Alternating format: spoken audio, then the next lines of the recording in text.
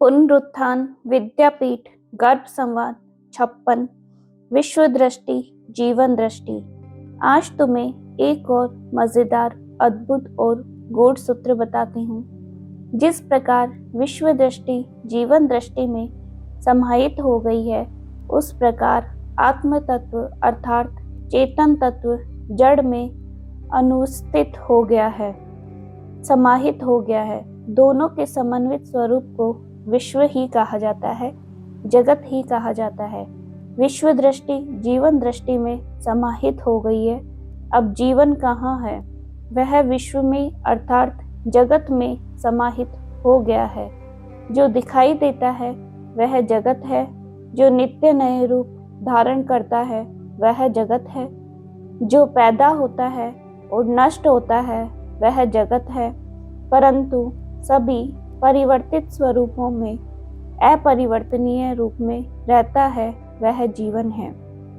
जीवन और जगत का संबंध द्वंदात्मक है परंतु एकात्म है। द्वंदात्मक एकात्मकता की यह संकल्पना बहुत अद्भुत है।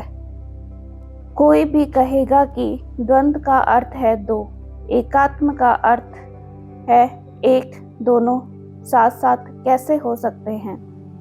परंतु होते हैं। यह वास्तविकता है। एक सिक्के के दो पहलू होते हैं। दो पहलुओं के बिना कोई सतह हो ही नहीं सकती। एक पहलू ऊपर होता है और दूसरा नीचे ही होता है। दोनों एक साथ ऊपर या एक साथ नीचे नहीं हो सकते, परंतु दोनों का होना तो एक साथ ही है।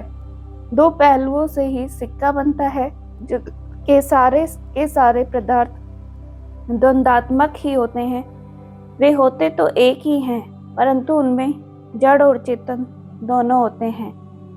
एक भी पदार्थ केवल जड़ नहीं हो सकता, केवल चेतन भी नहीं हो सकता।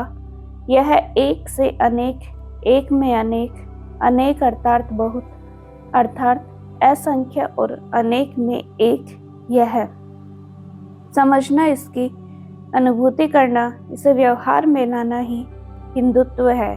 हिंदुत्व केवल मंदिर में जाकर अथवा घर में रहकर इस भगवान की या उस भगवान की इस प्रकार से या उस प्रकार से पूजा करना नहीं है। हाँ, इन सभी बातों को भी हम हिंदुत्व से बाहर नहीं रख सकते, क्योंकि हिंदुत्व सर्वसमावेशक है। परंतु केवल मात्र यही हिंदुत्व नहीं है। यह सब जीवन के प्रारंभ में संस्कार समझ लेना तुम्हारे लिए बहुत आवश्यक है।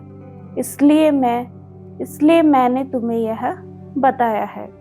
राम राम, राधे राधे, हरे कृष्णा।